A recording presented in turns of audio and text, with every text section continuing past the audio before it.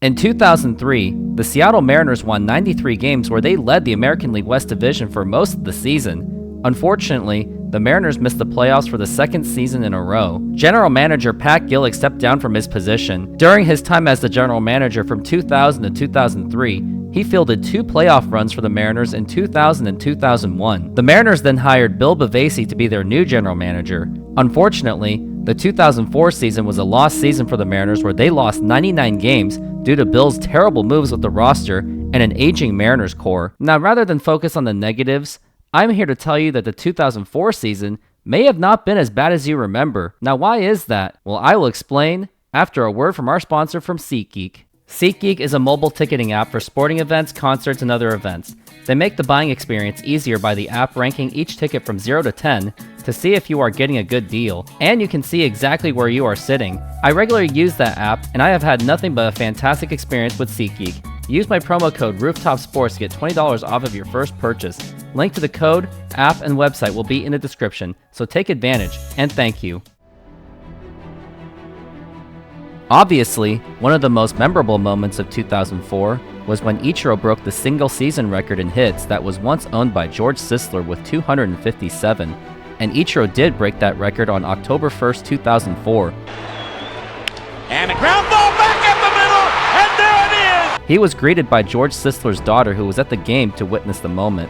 To Mrs. Drockelman, and congratulating her. He ended up with a season total of 262 hits, and still remains to be the record to this day. The most amazing parts of Ichiro's record-breaking season was not only did he hit 262 hits, he also batted .372, which got him the batting title, and recorded 50-plus hits in a month 3 times in the season.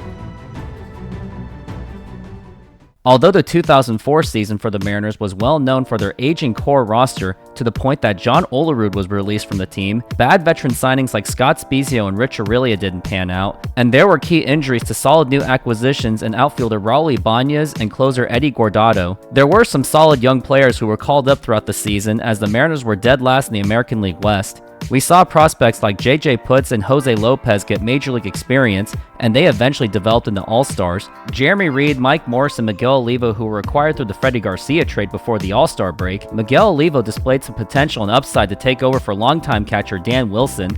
Mike Morse showed some flashes of potential in the 2005 season, and Jeremy Reed played solid defense and batted very well in the last month of the season. Additionally, Bucky Jacobson, Justin Leone, and Bobby Madrich were the main standouts from the call-ups. Bucky Jacobson, who was in the minor league system of the Milwaukee Brewers, St. Louis Cardinals, and Seattle Mariners. In the 2004 season in the minor leagues, he hit .312 with 26 home runs and 86 RBIs. He was called up on July 16, 2004, and hit his first Major League home run in the second game against the Cleveland Indians. Well, you've got to be able to make contact. Belted to deep left center field, and that baby will fly away. He has number 1. In just 160 at-bats, he batted .275 and 9 home runs, displaying amazing power in such short time, giving the Mariners something to look forward to in the future. Third baseman Justin Leone was another standout prospect who was with the Mariners farm system since 1999, finally got a call-up on July 2nd, where he showed solid display of batting and fielding. Although he hit just .216 and a .298 on-base percentage, he hit 6 home runs in just 31 games. The last player I wanted to go over was starting pitcher Bobby Madrich. He was acquired in 2003 off the Cincinnati Reds and spent all the 2003 and the first half of 2004 in the minor leagues. He was eventually called up and won his first game on July 21, 2004 against the Oakland A's. He eventually started for the rest of the season and posted a 6-3 record with a 3.27 ERA, as he was actually the best pitcher in the rotation in the second half of the season compared to the core starters that struggled throughout the season. In addition to these young players getting playing time, the Mariners also had Felix Hernandez, Asdrubal Cabrera, and Shin-Soo Choo in their farm system, where Felix did compete in the 2004 Futures game. Lastly, another significant part of the 2004 Mariners season was that it was Edgar Martinez's final season with the Mariners, as he was with the team from 1987 all the way until 2004. As he emerged to be one of the best right-handed hitters in the major leagues at the time. He will be most remembered for his double in the 1995 American League Division Series against the Yankees, which did save baseball in Seattle. In the 2004 season, he also achieved a couple of milestones where he hit his 300th career home run against the Twins and hit his 500th career double against the Yankees. Line down the right field line toward the corner. A base hit. Edgar's on his way for his 500th double. In the final weekend of the 2004 season, he was honored with a special ceremony where the Designated Hitter Award would be named after him by former baseball commissioner Bud Selig. On this night, the Designated Hitter Award for the American League will forever be named the Edgar Martinez Award. He was also awarded a street named after him by former Seattle Mayor Greg Nichols, where the street near T-Mobile Park is now named Edgar Martinez Drive South.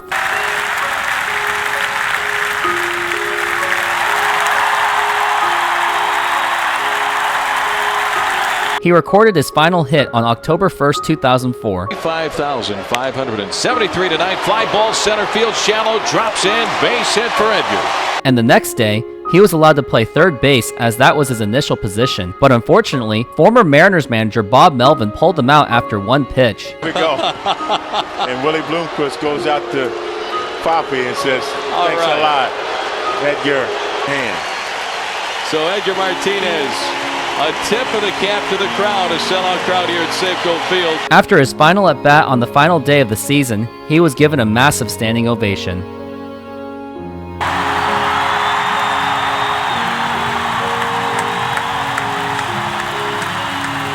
And finally, by 2019, Major League Baseball awarded him into the Baseball Hall of Fame, being the third Mariner in history to achieve that award. Harold Reynolds, Alvin Davis, Dave Ali.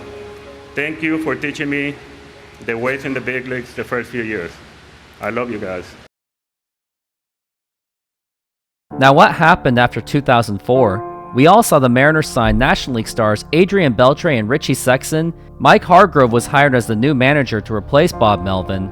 It seemed momentum was building into the 2005 season, but unfortunately, the promising prospects of Bucky Jacobson, Justin Leone, and Bobby Madrich all suffered terrible injuries and were all forced to retire. Jeremy Reed just didn't pan out at all. Miguel Olivo played terrible the following season and was traded to the San Diego Padres. Mike Morse didn't really get much playing time after 2005 for the Mariners and was ultimately traded to the Washington Nationals, where his career took off there. And Mariners traded away Shin-Soo Choo and Asdrubal Cabrera to the Cleveland Indians in 2006, where their careers took off there. The only notable prospects out of 2004 that did pan out were Felix Hernandez, Jose Lopez, and JJ Putz. And eventually, we all saw Bill Bavasi bring the Mariners down all the way into the abyss in 2008, where they lost 101 games despite a $100+ million payroll. As you can see, you might see why the 2004 season wasn't as bad as you remember, and there may have been hope after the season, but unfortunately, things just didn't pan out due to injuries of promising players and management incompetence. But on the bright side, we still got to witness great moments of Ichiro's record-breaking season and Edgar Martinez's retirement. Those are memories you can never take away. Thanks for watching. And if you did enjoy this video and would like to enjoy more Mariners nostalgic content, check these videos out, and don't forget to like and subscribe.